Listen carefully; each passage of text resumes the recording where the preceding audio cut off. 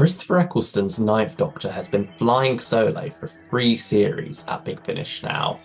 That's 36 full cast audio adventures with the Ninth Doctor that, you know, flashback to 5 years ago, we never thought we'd get. And then on that fateful day in August 2020, something incredible happened. And it was announced that Christopher Eccleston was coming back for a series of audio dramas, and then another one, and then another one. And then, all that culminated in Starcrossed, where you had the Ninth Doctor crossing paths with River Song.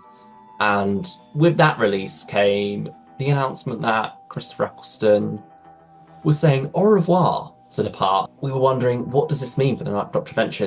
And on the 15th of February 2025, our wishes were granted. The Ninth Doctor and Rose was announced. A series of 12 full-cast audio dramas releasing bi-monthly starting in August 2025. And Ben, what month is it? It's August 2005. Is it? Wow, we're going back to It feels like it 2005. because Snare the first has story, those vibes. yeah. Tim Foley is writing this one. He also wrote Vampire Weekend, funny enough, so he's kicked off both the 13th Doctor Adventures and the Ninth Doctor Adventures for. Two very different approaches to introducing these characters back into the world of Doctor Who. Hmm.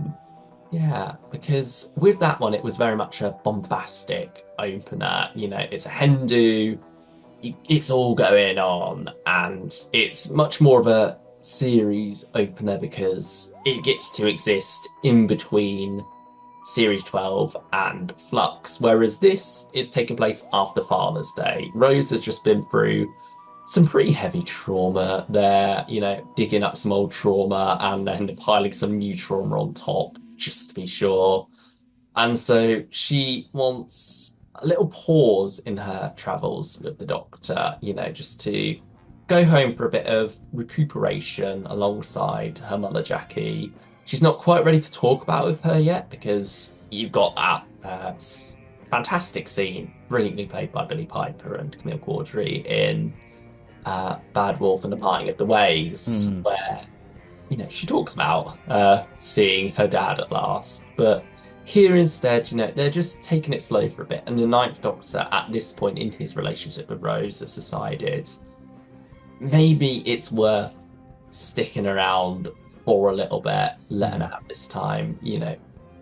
He's obviously getting cold feet about it. He's not happy about it, but he's making the sacrifice for her. And you know what? That feels right for these characters. And character is at the heart of this story. It's Yeah, it set on. is very much character first, then plot second, and I think that's why this story probably works because I think this story is highlighting why series one was a success because it grounded the show in a reality of sort of domestic kitchen sink drama. And I think this story really highlights the domestic side because you have Rose and Jackie making a cup of tea talking about aliens. And I think that just really highlights why this works.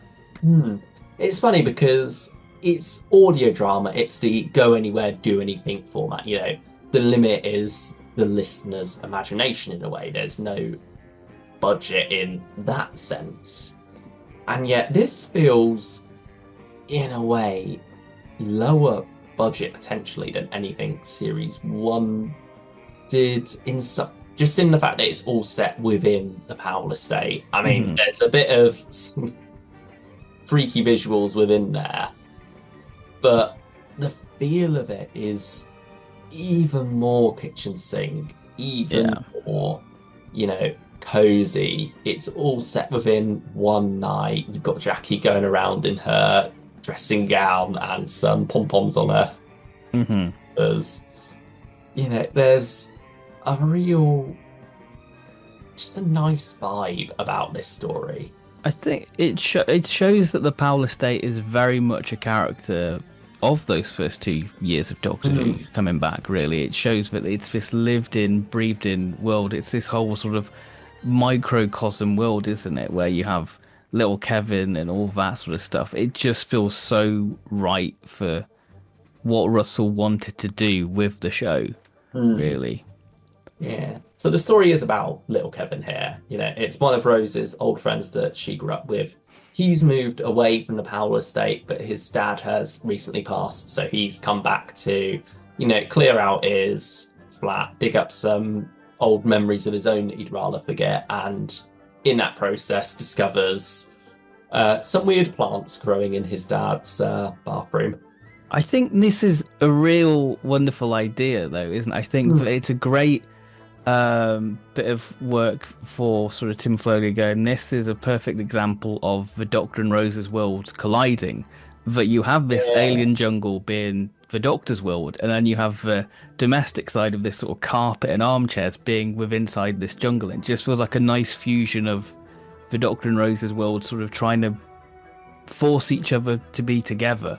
Yeah, and it takes both of them to solve this in Yeah. many ways because the Doctor's more dismissive of the domestic side of Hmm. this mystery, and yet that ends up being integral to it. And I love the note this story ends on when it comes to that. But yeah, I mean, speaking of the Ninth Doctor, he gets to be a bit brasher in this, doesn't he? Yeah, he's very much a stupid apes, you know. He's Yeah. not about, you know, the happy chap what we get. He's proper guns blazing, you know, going, why'd you do that? I'm trying to Mm. help here. And you're just complicating things now. You weren't part of the plan. Yeah, there's a wonderful scene where, Rose rightly calls him out on it and then walks out of the TARDIS. And he just has this sigh afterwards where it's like, he knows he's done wrong, Hmm. but he's not quite ready to admit it yet. And I think, yeah, it feels like the Ninth Doctor is understood even more here than he was in those first three series. Hmm. In some ways, it feels like the writers are more liberated to make him a bit meaner again because they've got Rose there to balance that out. Yeah, to smooth him, to smooth some of the edges. And I think Billie Piper, this can sound like a bit of a backhanded compliment, but she actually sounds like Rose. Because with the David Tennant stuff, there was a little bit of poshness to Rose, whereas here you get I guess, the little bit of a chav aspect to Rose within the story. Yeah, and I mean that's sort of played up a bit as well, isn't it? Yeah, Uh, but I don't, maybe it's partially down to Eccleston's influence, where yeah, he's there as, this much more working class actor, working class doctor. Maybe he brings out that side a bit more mm. in Billy, alongside what the script has to offer there. Yeah. I think the theme of the story is that sort of empowerment that you can be somebody. You know that Kevin, despite having such a troubled upbringing on the Powell estate, he's gone to art school and he's trying to Hmm. make something of it, which I think, is quite a powerful message really for the story to go for. And Rose is obviously going on these fantastic adventures, whereas you can show that you don't need to go on these wonderful free time and space to make something of yourself. You can, leave these environments. Yeah. And I think you also get a nice look at Jackie as well, Yeah. what she's like as a person, how she cares for more than just Rose in this, with Mm. her relationship with Kevin, that, you know, almost motherly love that she Yeah. has for him, I think is, yeah, rather neat. And I mean, Camille Caudry is possibly the MVP of this story. Yeah. You come in for the Ninth Doctor and Rose, but you leave being very satisfied with what Jackie's given in this. And I think it's that spiky dynamic that she and the Ninth Doctor have. It's dialed up to 11 here. I think that is where Making him try most all of these different foods like potato waffles, burnt fish finger sandwiches. Yeah, it just feels great, really. Again, another example of the domestics, really. yeah. And again, with her being dragged into the Doctor's world Mm. after he's been dragged into hers, there's that wonderful back and forth between the fantastical and the domestic, which, yeah, Uh, this it has down to a T. And I mean, We've had this once or twice before, but I feel like the more I've talked about this story with you, the more I've come to appreciate it. I think texturally, it's very rich dissecting it. I Hmm. think when you listen to it, you probably don't get that. I think it's only when you sort of sit back and reflect on it where you pick up on all these little things what the story's trying to go for. Yeah, I'm overall though, I think it's a really solid one. I think, yeah, a good 8 out of 10 this one. Yeah, I'd agree. I think it's like we said with Vampire Weekend, it's very much setting up something, Hmm. Yeah, like there's doing something hints of an very art. different. There's a Bad Wolf reference in there as well to be Hmm proper 2005. And And to be even more proper 2005, Big Finish went all out and gave us a next time trailer, which I think we sort of were jokingly going, wouldn't it be great if they did next time trailers? And I yeah, think it's such a brilliant way to promote this series because Big Finish is a company based on nostalgia. It's bringing stuff we love, keeping it alive and, why not delve into that and tap into that nostalgia and give us these next time trailers? And I think it, helps you visualize the worlds what we're going to experience. yeah, because this isn't just an audio next time trailer, it's No. a visual one. It went up on YouTube a couple of hours after they dropped the release itself and came with a news article about the next story, which is such a unique way to reveal this story. So, coming October, we have more from the Powell Estate with The Last Days of the Powell Estate by Timothy X Attack, where we're jumping 30 years into the future for Rose. It's 2036, which is bizarre because that's closer for us than But 2005/6 is. yeah, but it seems like a perfect Halloween listen. You had that bit of a jump scare at the end of a trailer.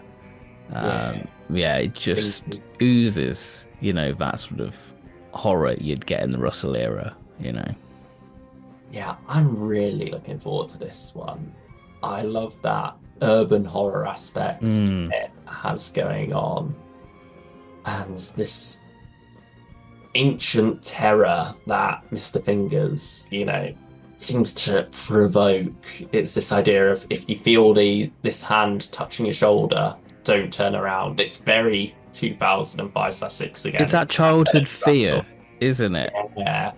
Again, it's something very simple like that, what just works so well for Doctor Who. Mm.